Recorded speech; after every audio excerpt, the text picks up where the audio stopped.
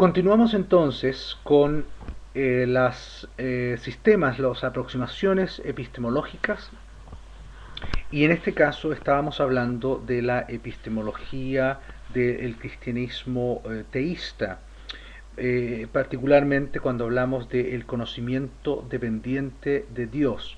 Y estábamos hablando de si aceptábamos efectivamente que Dios se ha revelado por medio de su palabra al hombre y por lo tanto ha establecido esa relación para darle al hombre el conocimiento a través de su palabra, y que la creación misma ha sido un acto totalmente libre de Dios, es decir, Dios no necesita ni al hombre ni a la creación para ser Dios ni para existir, sino que sencillamente es un acto de amor que lo ha creado. Por lo tanto, desde esta perspectiva epistemológica, la forma que el hombre tiene para ganar el verdadero conocimiento tanto de sí mismo como también de la creación y por supuesto de Dios mismo como su creador, sería a través de lo que Dios le haya revelado. Es decir, el hombre va a comprender su propia realidad, la realidad del universo, la realidad de las ciencias, de las artes, de la cultura.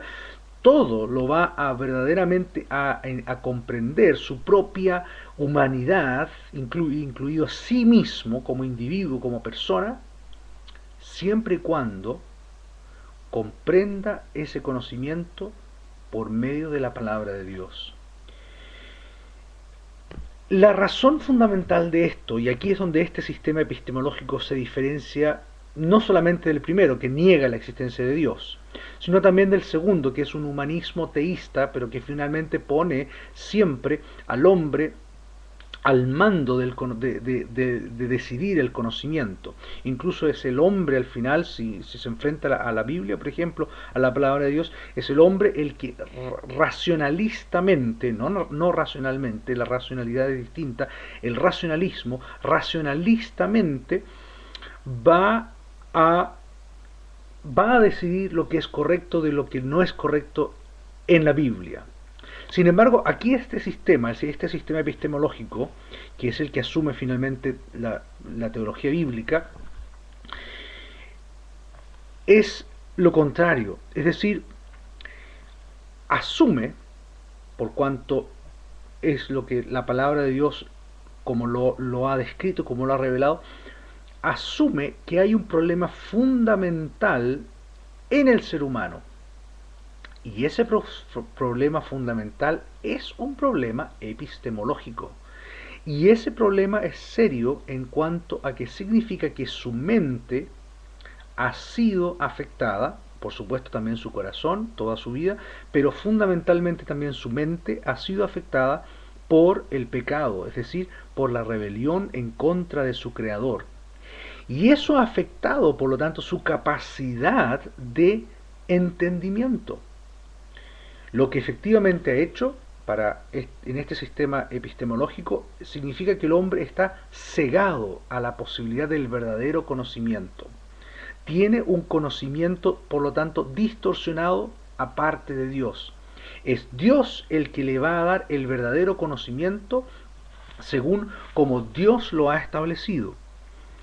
Ahora ese conocimiento ya lo vamos a explicar. Evidentemente se va a ganar o se va a recuperar, por así decirlo, eh, en, por una transformación espiritual. Por lo tanto, este sistema del cristianismo teísta eh, toma muy serio el aspecto del pecado humano, que separa del conocimiento de Dios y separa al hombre de tener una correcta cosmología, la habilidad de comprender la verdad real, tanto en la naturaleza y consigo mismo, con los otros hombres y con Dios. Entonces, es ahí, por ejemplo, este sistema epistemológico mira al hombre y no, por lo tanto, no ve al hombre con voluntad libre. Porque si la voluntad del hombre fuera libre, entonces el sistema del teísmo eh, humanista tendría razón. El hombre podría finalmente decidir lo que es correcto de lo falso y por lo tanto puede sobreponerse incluso a la palabra de Dios. Sin embargo, la epistemología cristiana, que se basa en el fundamento de la Biblia, niega esa posibilidad por cuanto la voluntad del hombre está supeditada a, o esclava, llamémoslo así, esclava de su condición de pecado, su condición de esclavitud, es decir, en otras palabras, el hombre no puede dejar de ver la vida distorsionada a menos que Dios le revele lo que es el verdadero conocimiento. El hombre, por lo tanto, siempre tendrá la tendencia, por naturaleza, y no puede hacer nada para deshacerse de eso, de entonces de siempre tener un conocimiento que es distorsionado. Esa es la epistemología si nosotros aceptamos el principio de que la Biblia es la palabra de Dios. Y por lo tanto, todo lo que el hombre interprete por sí mismo fuera de la palabra de Dios va a tener una consecuencia errada, incluyendo sus propias decisiones.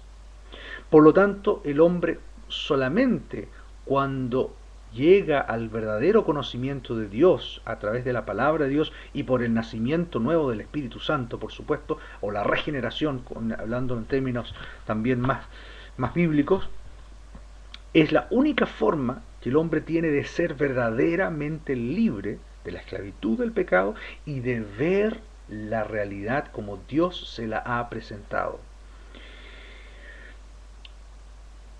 El hombre entonces no puede ver, por ejemplo, las consecuencias del pecado sin esta revelación. No puede ver que el pecado lo va a llevar efectivamente a la maldad, lo va a llevar incluso, como Romanos 6 dice, a la muerte. La paga del pecado es la muerte.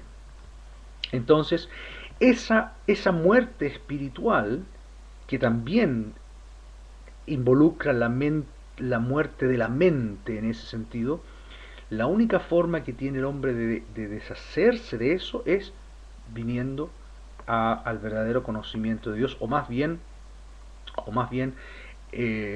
solamente confiando en la gracia de Dios. Entonces, el hombre que no tiene esta perspectiva va a tener entonces la tendencia, y la epistemología bíblica también va de alguna manera a atacar, por así decirlo, o fuertemente cuestionar, más bien cuestionar al humanismo teísta. ¿Por qué?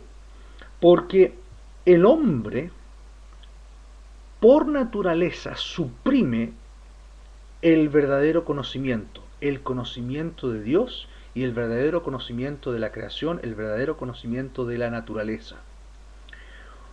Como dijimos antes, ¿por qué? Porque el pecado le ha afectado completamente, lo ha afectado en forma completa, no solamente un área, no solamente el área espiritual, sino que ha afectado toda su vida en forma total.